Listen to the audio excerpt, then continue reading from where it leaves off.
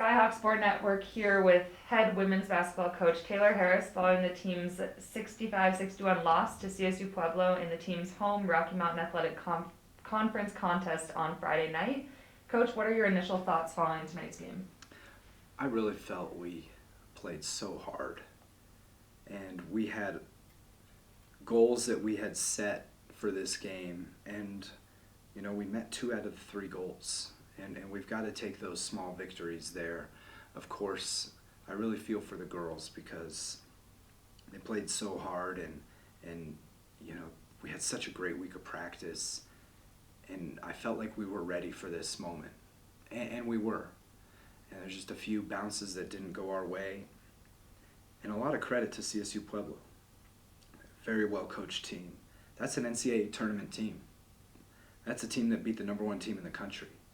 And what's important about that is everybody on our team and everybody can see just how close we really are. Because we can play with anybody and we can beat teams too. And we were just right there, and I'm just so proud of the group and the strides that we took in this long layoff and the great week of practice that we had. And I know that our reward is coming, but there's so many positives for us to take out of tonight. Like you mentioned, you had a fairly long layoff. This was the first game in 14 days. What was the message in the locker room to the team as they're going through the adversity of schedule changes?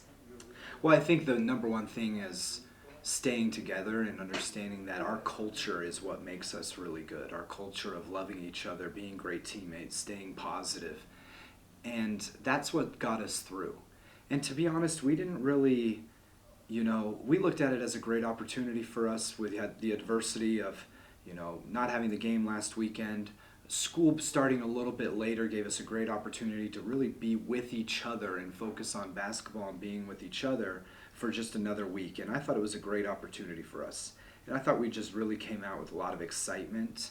And we really played a great game. We played a great game, and we just kind of ran out of time. I think that's really what happened tonight. And you guys had a very explosive first quarter, coming away with a 23-12 edge. And then you guys also had the lead heading into the half. How did CSU Pueblo adjust in the final 2 quarters of play that allowed them to take the really narrow win? Yeah, well, they're a really good team, and good teams find ways to win basketball games, and good teams get the ball into the hands of their best players late. And, Alicia Davis is one of the top players in our league.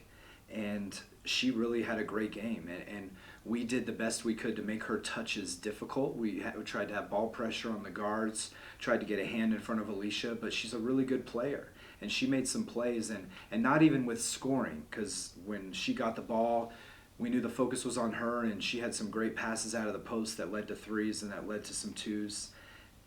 They just adjusted too with their pressure. And the pressure was something that we haven't seen in a long time, and it took us just a second to kind of adjust to that. But when we adjusted to it, we were fine. It was just maybe just a little too late on that adjustment. And it was a pretty physical game, which allowed for a lot of entertaining plays and good basketball throughout. But there were 46 total turnovers. How could you guys clean up that aspect of the game to give your squad a few extra possessions? Yeah, well, we knew that CSU Pueblo comes into the game forcing 22 turnovers a game. They score 23 points a game off of their turnovers.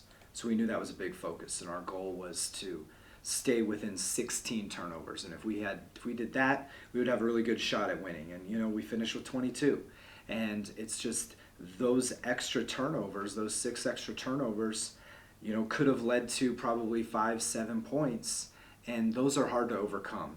There were some of those turnovers where there's no defense in the backcourt, and those are just really tough and really tough to bounce back from.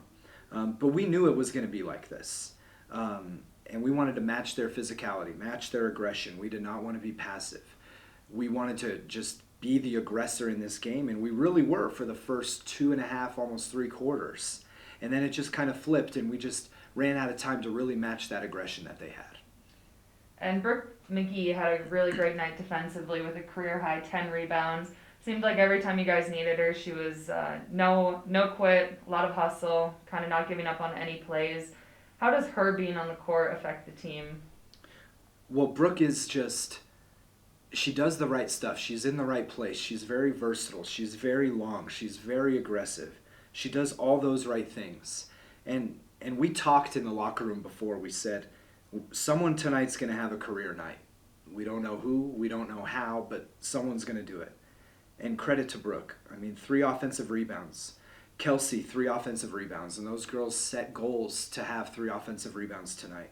And I thought Brooke did great. I thought Alyssa Adams, Sydney Candelaria, like those 3 playing over 30 minutes a game and really having to carry a big load defensively and offensively. I'm just really, really proud of the effort from everybody. But Brooke getting a career high 10 rebounds, that's awesome for her. That's just really great for her. And you guys have a quick turnaround taking on Adams State tomorrow night at 5 o'clock. What's the message to your team looking ahead? Well, we know tomorrow's going to be very similar. It's another team that's very aggressive, that wants to turn the team over.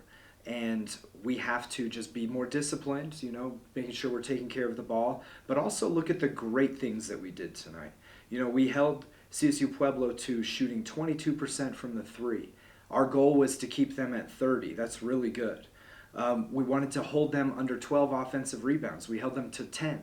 That's really good. And we wanted to we wanted to make more free throws than they attempted. We make 20 and they attempted 13. So there's so many great goals and great things for us to look at as a positive. And of course, the final score is what it is, and we're judged by that. But I think we see just how close we are, and we're reaching those goals. And I'm just really excited for our opportunity tomorrow night. Well said. Thank you, Coach. Thank you.